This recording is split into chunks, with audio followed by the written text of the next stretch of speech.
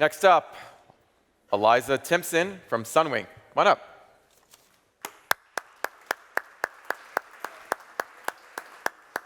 Hello. Good to see you again. You can use these mics, and your timer's right here. This is my. Yep, that's your clicker. And I press the button. Correct. Good morning. I am Eliza. I'm the founder of Sunwink. Sunwink is an herbal wellness company based in San Francisco. I started Sunwink in a kitchen of a communal dormitory at Harvard Business School. Now, I know there's a lot of startups that start at Harvard Business School in the dorms, typically an app. But I'm gonna go out on a limb and say I'm probably the first person that ever started my company by clogging the dorm sinks with cardamom pods. You see, I was on a mission. I had been diagnosed with an autoimmune disease and was pretty desperate to find some answers for my health. I went to go see an herbalist and frankly was blown away by how things like lemon balm and dandelion root really helped me. But despite my growing love of the space, and then looking at the space and seeing that herbal wellness was just topping $8 billion in the US alone, if you walk down the aisles of grocery stores or go on Amazon and try to navigate, it can be very intimidating and confusing as a newcomer. Like, what is ashwagandha, and do I take it in a powder or a tincture or a tea? And so I thought, what if somebody could reimagine the look, the feel, the taste of this herbal wellness space? And the idea for Sunwink was born. Sunwink is an herbal tonic. It tastes a little bit like a sparkling juice, but all of that flavor comes from herbs, not from fruit, not from natural flavors.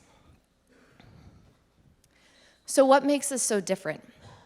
First, we craft each blend with an herbalist, and there's a meaningful amount of herbs in every drink, 4 to 8 times of what you would typically find in an herbal tea. Second, because herbs are inherently low sugar and low calorie, in every bottle there's under 50 calories and between 4 to 11 grams of sugar. Third, we think we've redefined what it means to truly be a clean beverage. That means no natural flavors, lemon instead of citric acid, fully USDA organic certified in August, and based off consumer feedback, we've also veered away from stevia and from monk fruit. But perhaps the most important thing about Sunwink is that each of our tonics is inspired by a real woman that I know and the herbs she uses. For example, the turmeric cleanse is inspired by my soon-to-be mother-in-law, Bhavani. We believe there's a huge tradition of women healers in the herbal wellness space, and they deserve to be honored, respected, and have a voice. We give 1% of our sales to organizations that these women choose. So I started selling Sunwink last year out of the back of my Honda Fit. I sold, I delivered, I in-store demoed all by myself for the first 5 months. Last year, we were relentless about learning who our consumer was and what they really wanted. In some months, we did over 80 in-store demos. Today, we are in 150 doors in California. These include Molly Stone's, Erewhon, Jimbo's, Lawson's, NorCal Safeway, and we're launching in NorCal Whole Foods in September. We learned a couple of things, though, when we did all of this consumer testing. The first was, look, herbal tonics are a new category. And in case you haven't noticed, the beverage shelf is pretty saturated. So we needed to do something that really popped on shelf, that owned this space. We did a lot of testing. What should the bottle look like? What should it feel like? And that's why Sunwink has such crazy, innovative, different packaging. It almost feels like you're holding a blue ceramic bottle. And man, did this change drive trial. The second thing we found was we loved this natural grocery space. Not surprisingly, it really drove repeat purchase. It became part of our consumers' weekly purchasing routine. But we found that a dual-pronged strategy approach, specifically in food service, really helped drive brand awareness and trial. So we doubled down on food service by partnering with Buy Right distributors in NorCal this year.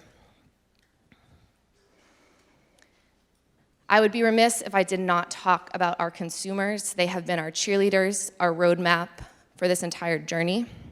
We found a very loyal group with Gen X women, high willingness to pay, interest in the space, and also millennial women interested in wellness. The bottom quote says it all: caught my eye because of packaging, purchase because of ingredients, posting because taste is 10 out of 10. Great job. Well done. You can hold on to that.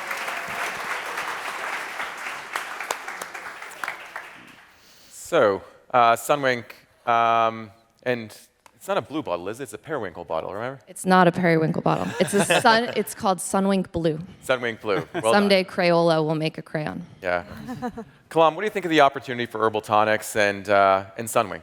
Yeah, I mean, herbal tonics are, botanicals are just kind of the hot thing, I think, right now, and consumers are really looking to learn more and explore natural ways to take care of their health. I think that this packaging is super modern and approachable and inviting, and so it's going to invite a lot of new people into the category because of that. What I wonder is how we educate them how and when to use this product. I see things like cleanse on the packaging, and if you're getting a whole new audience, how do they incorporate this into a healthier lifestyle would be kind of that next opportunity. Yeah, it's a great question. So I view it from two ways. First, the best billboard your product has is the packaging, right? It's the bottle. It's what the consumer sees most likely. And whether you know what that blue is or not, when you're staring at it from across the store, it really is incredible how it jumps. It almost glows on shelf. Yeah. And so we draw people in. The second thing is, remember, we're trying to make this accessible and easy, right? So you might know what detox is, or you definitely know what detox is. You definitely know what ginger is. You might not know what dandelion root is or burdock root. And so we don't call it detox dandelion for that reason. So it's a hierarchy of education. We pull you in with the packaging. You're intrigued by that flavor and function. You try it, and hopefully you start to learn more about the company. The reason I said a two-pronged approach is, of course, we've really heavily relied on influencer and in-store sampling and also event marketing to really drive awareness and education. The Vital Proteins example today, that speech really resonated with me. Yeah. I hope to replicate a lot of that same education and awareness. Yeah, great. Lee, Sunwink feels very much like a product that belongs in the natural channel. What are your general thoughts on Sunwink? Sure. Yeah, I think you did a really great job with the packaging. It definitely drives trial.